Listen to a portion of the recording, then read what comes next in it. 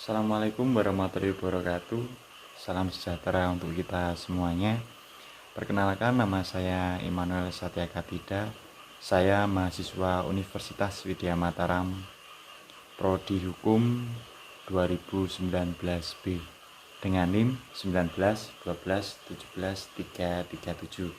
Pada kesempatan ini saya ingin menerangkan tentang makalah yang telah saya buat, yang saya beri judul Proses Penyidikan Tindak Pidana Pembakaran Al-Quran oleh Orang Gangguan Jiwa di Wilayah Hukum Polres Kulon Progo. Makalah ini saya buat sebagai syarat untuk saya mengikuti ujian mid semester dari dosen Bapak Roni. Langsung saja, apa latar belakang dari masalah tersebut? Agama adalah suatu sistem ajaran tentang Tuhan, di mana penganut-penganutnya melakukan tindakan-tindakan ritual, moral, atau sosial atas dasar aturan-aturannya. Indonesia bukanlah negara agama, sebab negara Indonesia tidak didasarkan pada suatu agama tertentu, tetapi Indonesia mengakui eksistensi dari 6 agama, yaitu Islam, Katolik, Protestan, Hindu, Buddha, dan Konghucu. Islam merupakan salah satu agama yang diakui di Indonesia dan merupakan agama mayoritas. Aspek mengenai tindak pidana terhadap kepentingan agama diatur dalam KUHP dengan tujuan melindungi kepentingan agama. Di dalam KUHP ada 3 kepentingan yang dilindungi, yaitu kepentingan individu, kepentingan masyarakat, dan kepentingan negara. Masalah pertanggungjawaban serta ancaman sanksinya yang dapat terwujud dalam berbagai peraturan perundangan hukum pidana.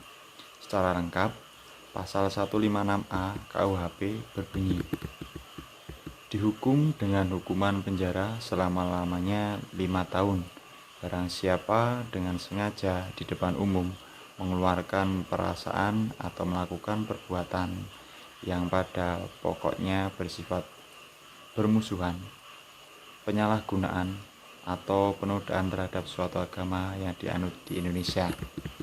Penerapan pasal 156A KUHP ini memang perlu penafsiran. Hakim harus sangat berhati-hati apabila akan menerapkan pasal ini. Hakim harus mempunyai pengetahuan khusus tentang ajaran suatu agama, mengingat pasal ini dibuat dengan sangat individualistis yang menganut paham bahwa urusan agama adalah urusan pribadi penganutnya, bukan merupakan urusan. Sedangkan kasus yang dilakukan oleh orang gangguan jiwa di wilayah Polres Kulon Progo sampai saat ini terjadi sebanyak 2 kali. Yang pertama pada tahun 2018 dengan kasus pembakaran. Yang kedua pada tahun 2020 dengan kasus pembunuhan.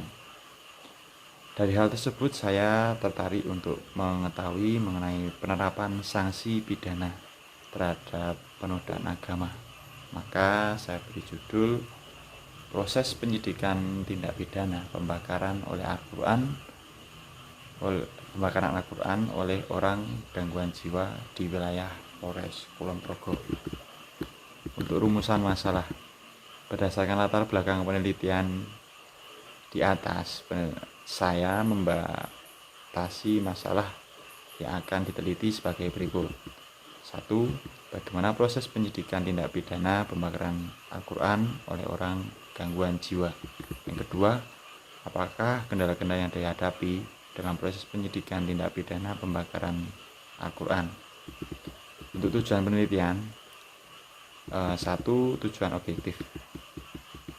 Tujuan objektif yang hendak dicapai adalah untuk mengetahui proses penyidikan tindak pidana pembakaran Al-Quran oleh orang gangguan jiwa. Kedua, untuk mengetahui kendala yang dihadapi penyidik atas proses penyidikan tindak pidana pembakaran tersebut. Tujuan subjektif yang hendak dicapai adalah untuk syarat telah mengikuti ujian mid semester dari dosen Bapak Roni, Fakultas Hukum Universitas Widya Mataram, Yogyakarta.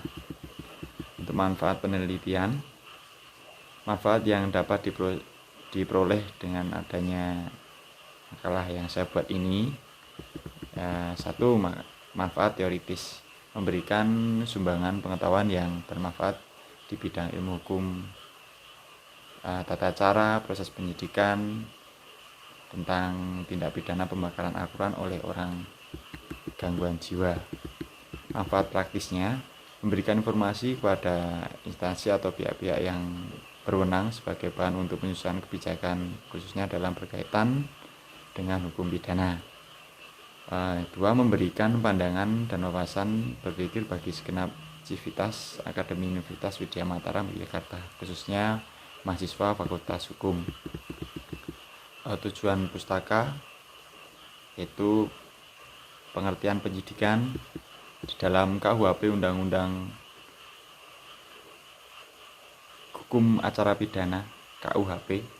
Penyidikan adalah serangkaian tindakan penyidik dalam hal dan menurut cara yang diatur dalam undang-undang untuk mencari serta mengumpulkan bukti yang dengan bukti itu membuat terang tentang tindak pidana yang terjadi pada dan guna menentukan tersangkanya. Tujuan dari penyidikan adalah mencari dan mengumpulkan bukti. Dengan bukti tersebut membuat terang tentang suatu tindak pidana yang terjadi dan guna menemukan tersangkanya. Pengertian penyidik. Pengertian penyidik pasal 1 angka 1 Undang-Undang RI nomor 8 tahun 1981 tentang KUHP menyebutkan bahwa penyidik adalah pejabat kepolisian negara Republik Indonesia atau pejabat pegawai negeri sipil tertentu yang diberikan wewenang khusus oleh undang-undang untuk melakukan penyidikan. Kemudian tugas dan wewenang penyidik. Menurut pasal 1 angka 3 KUHP, penyidik di dalam melaksanakan tugas penyidikan dibantu oleh penyidik pembantu, yaitu pejabat kepolisian negara Republik Indonesia yang diberikan wewenang tertentu untuk melakukan penyidikan yang diatur dalam undang-undang ini. Pejabat pegawai negeri sipil tertentu yang diberikan wewenang khususnya oleh undang-undang. Untuk undang-undang untuk melakukan penyidikan tindak pidana sesuai undang-undang yang terjadi dasar hukumnya masing-masing dan dalam melaksanakan tugasnya berada di dalam koordinasi dan pengawasan penyidik Polri sebagai penyidik pegawai negeri sipil atau PPNS. Wewenang penyidik sebagaimana diatur dalam pasal 7 angka 1 KUHP, antaranya menerima laporan, melakukan tindakan pertama pada tempat kejadian perkara, menyuruh berhenti seorang tersangka, memeriksa tanda pengenal tersangka, melakukan penangkapan, melakukan pemeriksaan, mengambil sidik jari, memanggil orang untuk didengar atau diperiksa sebagai saksi, mendatangi ahli atau yang diperlukan dalam hubungannya dengan pemeriksaan perkara, mengadakan penghentian penyidik, dan terakhir mengadakan tindakan lain menurut hukum yang bertanggung jawab. Tahapan penyidikan. Kegiatan penyidikan didahului dengan adanya penyidikan, yaitu serangkaian tindakan penyidikan untuk mencari dan menemukan suatu peristiwa yang diduga sebagai tindak pidana, guna menentukan dapat atau tidaknya dilakukan penyidikan menurut yang diatur dalam Undang-Undang pasal 1 ayat 5 KUHP. Apabila dari hasil penyidikan ditemukan bahwa suatu peristiwa merupakan tindak pidana, maka setelah itu barulah dapat dilakukan penyidikan. Proses penyidikan meliputi penindakan atau upaya paksa, pemeriksaan serta penyelesaian dan penyerahan berkas perkara sebagaimana dijelaskan di bawah ini. 1. Penindakan atau upaya paksa. Penindakan adalah setiap tindakan hukum yang dilakukan oleh penyidik atau penyidik pembantu terhadap orang maupun barang yang ada hubungannya dengan tindak pidana yang terjadi. Penindakan tersebut berupa pemanggilan tersangka atau saksi, penangkapan, penahanan, penggeledahan, dan penyitaan. Untuk itu lanjut pemeriksaan. Nah, pemeriksaan adalah kegiatan penyidik atau penyidik pembantu untuk mendapatkan keterangan, kejelasan, atau keidentikan tentang tersangka, saksi, dan barang bukti maupun unsur-unsur pasal pidana yang disangkakan, sehingga kedudukan atau peranan seorang atau bukti di dalam tindak pidana menjadi jelas. Nah, lanjut berkas perkara. Berkas perkara adalah kumpulan dari seluruh kegiatan dan atau keterangan yang berkaitan dengan tindak penyidikan tindak pidana dalam bentuk produk tertulis. Penyelesaian berkas perkara dapat digolongkan menjadi 1. Pembuatan resum. 2. Penyusunan berkas perkara. 3. Pemberkasan. Tujuan tentang tindak pidana. Pengertian tindak pidana. Sebelum kita mengetahui tinjauan tentang tindak pidana, sebaiknya kita cari tahu dulu apa pengertian tindak pidana. Tindak pidana yang digunakan di Indonesia merupakan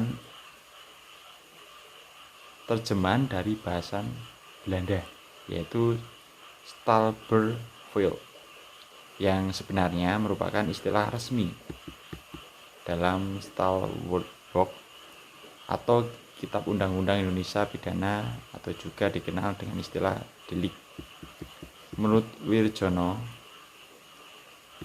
tindakan pidana berarti suatu perbuatan yang pelakunya dapat dikenakan hukum pidana dan pelaku ini dapat dikatakan sebagai subjek tindak pidana. Unsur tindak pidana. Pada umumnya ada 2 macam unsur tindak pidana, yaitu unsur subjektif dan unsur objektif. Unsur subjektif adalah unsur yang melekat pada diri pelaku atau yang berhubungan dengan diri pelaku, dan termasuk segala sesuatu yang terkandung dalam hati pelaku. Unsur objektif adalah unsur yang ada hubungannya dengan keadaan-keadaan di mana tindakan pelaku tersebut harus dilakukan. Macam-macam tindak pidana. Tindak pidana disebut pula dengan delik, yang berasal dari bahasa Latin delictum, yang di dalam bahasa Belanda disebut Strafrecht. Menurut Andi Zamzah dalam bukunya Asas-asas Hukum Pidana, delik itu dapat dibedakan menjadi 8. Pertama yaitu delik kejahatan dan delik pelanggaran. Yang kedua, delik material dan delik formil. 3. Delik komisi dan delik omisi. Yang keempat, delik selesai dan delik berlanjut. 5. Delik tunggal dan delik berangkai. 6. Delik bersahaja dan delik berkualifikasi. 7. Delik sengaja dan delik kelalaian. Yang ke-8, delik biasa dan delik aduan. Tujuan tentang tindak pidana pembakaran Al-Quran oleh gangguan jiwa itu pengertian tindak pidana pembakaran oleh orang gangguan jiwa. Penistaan agama sudah terjadi dari sejak turunnya Al-Quran dan berlanjut hingga sekarang. Penghinaan ajaran agama inilah suatu hal kegiatan yang mengusik ajaran sakral dalam suatu agama. Penistaan agama menjadi topik pembicaraan terhangat di masyarakat Indonesia. Hal ini menyebabkan tantangan yang dihadapi oleh polisi, MUI, bahkan pemerintah dan masyarakat semakin berat, karena disebabkan semakin kompleksnya permasalahan yang dihadapi di negeri ini. Kebebasan yang tidak berbatas atau tidak terbatas Akibat reformasi yang disalahartikan telah melahirkan berbagai sikap dan perbuatan yang jauh menyimpang dari norma-norma agama yang sebenarnya. Secara yuridis, penodaan agama merupakan bagian dari delik agama yang memang telah diatur dalam Kitab Undang-Undang Hukum Pidana atau KUHP di Indonesia. Peraturan tersebut ditujukan untuk menjamin agar negara Indonesia yang multi agama, multi etnik, dan multi ras dapat terhindar dari hal-hal yang memecah belahkan. Salah satu konflik-konflik antara umat beragama. Contohnya itu untuk di dalam KUHP sebetulnya tidak ada bab khusus yang mengatur delik agama. Namun ada beberapa delik yang sebenarnya dapat dikategorikan sebagai delik agama. Istilah delik agama sendiri mengandung beberapa pengertian meliputi delik menurut agama, delik terhadap agama, delik yang berhubungan dengan agama, atau masih banyak lainnya juga. Adani Casawi adalah seorang pakar hukum pidana, mengemukakan mengenai kejahatan penghinaan yang berhubungan dengan ajaran agama dapat dibedakan menjadi 4, yaitu 1. Penghinaan terhadap agama tertentu yang ada di Indonesia diatur dalam pasal 156A. 2. Penghinaan terhadap petugas agama yang menjalankan tugasnya, itu di pasal 177 angka 1. Yang ketiga, penghinaan mengenai benda-benda yang diperlukan ibadah, itu sama, itu dalam pasal 177 angka 2. 4. Menimbulkan kegaduhan di dekat tempat ibadah yang sedang melakukan ibadah, itu dalam pasal 503. Pasal yang selama ini sering disebut sebagai pasal penodaan agama adalah pasal 156A KUHP. Perlu diketahui bahwa sebenarnya pasal 156A KUHP ini tidak berasal dari Woodbook van Quist atau WVS dari Belanda, melainkan sumber dari penetapan Presiden nomor 1 tahun 1965 tentang pencegahan penyalahgunaan atau penodaan agama, Ponpes nomor 1/1965. Ponpes nomor 1/1965 dalam pasal 4 menyatakan dipidana dengan pidana penjara selama-lamanya 5 tahun barang siapa dengan sengaja di muka umum mengeluarkan perasaan atau melakukan perbuatan yang pada pokok bersifat permusuhan, penyalahgunaan atau penodaan terhadap suatu agama yang dianut di Indonesia, dengan maksud agar supaya orang tidak menganut agama apapun juga yang bersendi ke Tuhanan yang Maha Esa. Salah satu fungsi penting hukum pidana adalah untuk memberikan legitimasi bagi tindakan legislatif negara terhadap seorang atau kelompok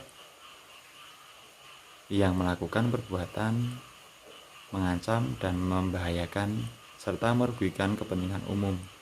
Namun dalam pelaksanaannya, kebijakan pemerintah dalam masalah agama senantiasa menimbulkan pro dan kontra. Hal ini dikarenakan kelompok-kelompok agama di Indonesia sendiri mempunyai aspirasi yang bukan saja berbeda, tetapi saling bertentangan. Bahkan di dalam internasional kelompok agama sendiri, menurut Rusli Muhammad, dosen Fakultas Hukum Universitas Islam Indonesia, dengan mengemamkan agenda keagamaan melalui pasal dalam undang-undang dan regulasi lainnya, maka tindakan yang diskriminatif sekalipun bisa menjadi kebenaran karena disahkan oleh undang-undang. Kondisi ini jelas berbahaya karena undang-undang yang bisa menjadi sandera untuk membenarkan tindakan yang melanggar konstitusi sekalipun. Sedangkan gangguan jiwa atau penyakit mental adalah pola psikologis atau perilaku yang pada umumnya terkait dengan stres atau kelainan mental yang tidak dianggap sebagai bagian dari perkembangan moral manusia. Gangguan tersebut didefinisikan sebagai kombinasi afektif perilaku komponen kognitif atau persepsi yang berhubungan dengan fungsi tertentu untuk pada daerah otak atau sistem saraf yang menjalankan fungsi sosial manusia, kerja, dan fisik individu. Ternyata gangguan jiwa disebabkan karena ketidakmampuan manusia untuk mengatasi konflik dalam dirinya, tidak terpenuhi kebutuhan hidupnya, perasaan kurang diperhatikan, perasaan rendah diri, sehingga perasaan hilang suatu yang berkelebihan. Di samping itu juga banyak faktor yang mendukung timbulnya gangguan jiwa. Unsur tindak pidana pembakaran Al-Quran oleh orang gangguan jiwa diatur dalam pasal 156A KUHP yang berbunyi, setiap orang yang dengan sengaja di muka umum mengeluarkan perasaan atau melakukan perbuatan yang bersifat permusuhan, penyalahgunaan, atau penodaan terhadap suatu agama yang dianut di Indonesia, atau dengan maksud supaya orang tidak menganut agama apapun. Pelanggaran pasal 156A dipenjara selama-lamanya 5 tahun. Unsur-unsur yang ada pada pasal tersebut adalah setiap orang dengan sengaja di muka umum mengeluarkan perasaan atau melakukan perbuatan yang bersifat permusuhan, penyalahgunaan, atau penodaan terhadap suatu agama supaya orang tidak menganut agama apapun. Menurut Pompe 166 yang dilakukan dengan sengaja atau dilakukan dengan sadar diri adalah menghendaki dan mengetahui apa yang dilakukan. Kesengajaan merupakan bagian dari kesalahan.